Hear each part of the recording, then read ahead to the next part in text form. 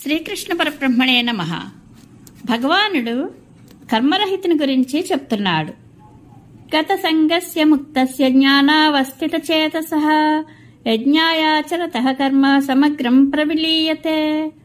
ఆసక్తి లేనివాడై ముక్తుడై జ్ఞానమందే నిలిచిన మనసు గలవాడై కర్మను యజ్ఞంగా భావించి ఆచరించేవాని కర్మలు ఫలసహితంగా సంపూర్ణంగా కరిగిపోతాయి. దేని మీద ఆసక్తి లేనివాడు గతసంగుడు. ముక్తుడు అనగా పుణ్యపాప బంధాలు లేనివాడు. అటువంటి వాడు జ్ఞానమందే మనసు నిలిపి యజ్ఞం కొరకు చేసే కర్మ సమగ్రంగా నశిస్తుంది. అగ్రం అంటే ఫలం, సమగ్రం అంటే ఫలంతో సహా అని అర్థం. చేసిన కర్మ ఏ కారణం చేత ఫలించక సమగ్రంగా లయమవుతుంది అంటే విను. బ్రహ్మార్పణం బ్రహ్మావిః బ్రహ్మాగ్నౌ బ్రహ్మణాహుతం బ్రహ్మైవ తేన గంతవ్యం బ్రహ్మకర్మ సమాధినా.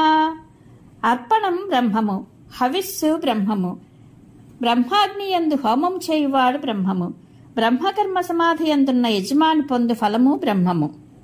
దైవమేవ పరే యజ్ఞం యోగినః పర్యుపాసతే బ్రహ్మాగ్నావ పరే యజ్ఞం యజ్ఞేనైవోపజుహ్వతి. కొందరు యోగులు దైవయజ్ఞం చేస్తారు, మరికొందరు బ్రహ్మాగ్ని యందు యజ్ఞంతో యజ్ఞాన్ని హోమం చేస్తారు. శ్రోత్రాదీనింద్రియాణ్యన్యే సంయమాగ్నిషు జుహ్వతి శబ్దాదీన్ విషయానన్య ఇంద్రియాగ్నిషు జుహ్వతి. కొందరు శ్రోత్రాది ఇంద్రియాలను నిగ్రహించడం అనే అగ్నులలో హోమం చేస్తారు, మరికొందరు శబ్దాది విషయాలను ఇంద్రియాగ్నుల యందు హోమం చేస్తారు.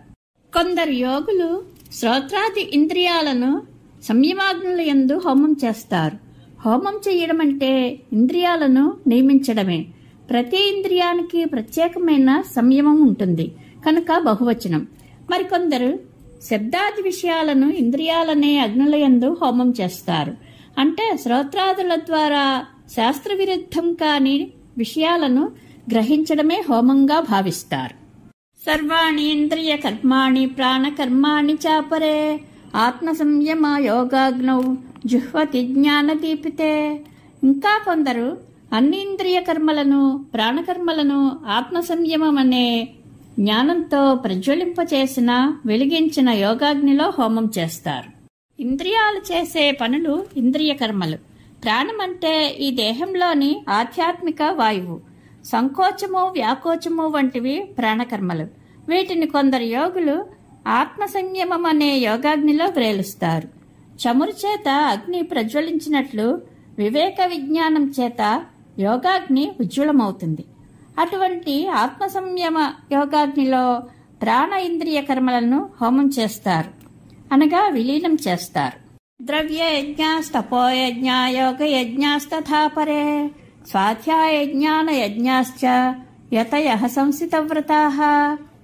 కఠిన వ్రతులైన యతులు మరికొందరు ద్రవ్యయజ్ఞము, తపోయజ్ఞము, యోగయజ్ఞము, స్వాధ్యాయ యజ్ఞము, జ్ఞానయజ్ఞము చేస్తారు. తీర్థముల యందు ద్రవ్య వినియోగం యజ్ఞబుద్ధితో చేయడం ద్రవ్యయజ్ఞం. తపస్సునే యజ్ఞంగా భావించి చేయడం తపోయజ్ఞం. ప్రాణాయామ ప్రత్యాహారాదులతోటి యోగాన్ని యజ్ఞంగా భావించి చేయడం యోగయజ్ఞం. స్వాధ్యాయం అంటే యథావిధిగా ఋగాది వేదాలను అభ్యాసం చేయడం, దాన్ని యజ్ఞంగా భావించి చేయడం స్వాధ్యాయ యజ్ఞం. జ్ఞానం అంటే ఇక్కడ శాస్త్ర పరిజ్ఞానం, దాన్ని యజ్ఞంగా భావించి చేయడం జ్ఞానయజ్ఞం. యతులు అంటే యత్నం చేయడం స్వభావమైన వారు. సంసిత వ్రతులు అంటే తీక్ష్ణమైన వ్రతాలు చేసేవారు. అపానే జహ్వతి ప్రాణం ప్రాణే పానం తథా పరే ప్రాణాపాన గతిరుద్ధ్వా ప్రాణాయామ పరాయణాః. మరికొందరు ప్రాణాయామ పరాయణులు. వారు ప్రాణాపాన గతులను నిరోధించి అపానమందు ప్రాణమును ప్రాణమందు అపానమును హోమం చేస్తారు. అపరే నియతాహారాః ప్రాణాన్ ప్రాణేషు జిహ్వతి సర్వేప్యేతే యజ్ఞవిదో యజ్ఞక్షపిత కల్మషాః. మరికొందరు ఆహారం పరిమితంగా తీసుకుంటూ ప్రాణవాయువులను వాటి అందే హోమం చేస్తారు. వీరందరూ యజ్ఞవిధులు, యజ్ఞం చేత కలుషాన్ని కడిగివేసుకున్నవారు. యజ్ఞశిష్టామృత భుజో యాంతి బ్రహ్మ సనాతనం నాయం లోకోస్త్యయజ్ఞస్య కుతోన్యః కురు సత్తమా. యజ్ఞశేషమైన అమృతాన్ని భుజించి సనాతన బ్రహ్మమును చేరుతారు. యజ్ఞం చేయని వానికి ఈ లోకం లేదు, పరలోకం మాట ఎందుకు?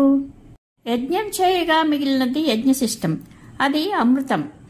ముందు చెప్పిన విధంగా యజ్ఞం చేసి అందు మిగిలిన అమృతమనే అన్నం శాస్త్రవిధిని అనుసరించి భుజించిన వారు ముముక్షువులైతే సనాతన బ్రహ్మమును చేరుకుంటారు. కాలక్రమంలో అని అర్థం చేసుకోవాలి. పైన చెప్పిన యజ్ఞాలలో ఒక్కదానిని కూడా చేయని వానికి సర్వప్రాణి సాధారణమైన ఈ లోకం కూడా లేదు. విశిష్టమైన సాధన చేత సాధించదగిన పరలోకం ఇక్కడిది. ఏవం బహువిధా యజ్ఞా వితతా బ్రహ్మణో ముఖే కర్మజాన్ విద్ధి తాన్ సర్వానేవం జ్ఞాత్వా విమోక్షస్సే. పైన చెప్పిన బహుప్రకారాలైన యజ్ఞాలు బ్రహ్మముఖంలో విస్తరించి ఉన్నాయి. అవన్నీ కర్మల వల్ల కలుగుతాయి అని తెలుసుకో. ఆ విధంగా తెలుసుకుని నీవు మోక్షం పొందుతావు. బ్రహ్మము అంటే వేదము. బ్రహ్మముఖంలో అంటే వేదం ద్వారా పైన చెప్పిన బహుప్రకారాలైన యజ్ఞాలు విస్తరించాయి. వేదం ద్వారా మనం తెలుసుకునేవి బ్రహ్మముఖంలో విస్తరించినవి అని చెప్పబడుతున్నాయి. ప్రాణాలను వాక్కునందు హోమం చేస్తాము మొదలైన శృతులున్నాయి. కాయిక, వాచిక, మానస కర్మల వల్ల కలిగే ఈ యజ్ఞాలన్నీ అనాత్మ వల్ల కలిగేవి అని తెలుసుకో. ఆత్మ మాత్రం నిర్వ్యాపారి కనుకనే ఈ విధంగా తెలుసుకుని అశుభం నుండి ముక్తుడవవుతావు. ఇవన్నీ నేను చేస్తున్నవి కావు, నేను నిర్వ్యాపారిని, నాకేమీ సంబంధం లేదు అని తెలుసుకుని ఈ సమ్యక్ దర్శనం వల్ల అశుభం నుండి అంటే సంసార బంధం నుండి ముక్తుడవవుతావు. శ్రేయాన్ ద్రవ్యమయాద్యజ్ఞాత్ జ్ఞానయజ్ఞః పరంతప సర్వం కర్మాఖిలం పార్థ జ్ఞానే పరిసమాప్యతే. ద్రవ్యయజ్ఞం కంటే జ్ఞానయజ్ఞం మేలైనది. అన్ని కర్మలు జ్ఞానంలో పరిసమాప్తమవుతాయి. ఈ విశిష్ట జ్ఞానాన్ని పొందడం ఎలాగా అంటే విను.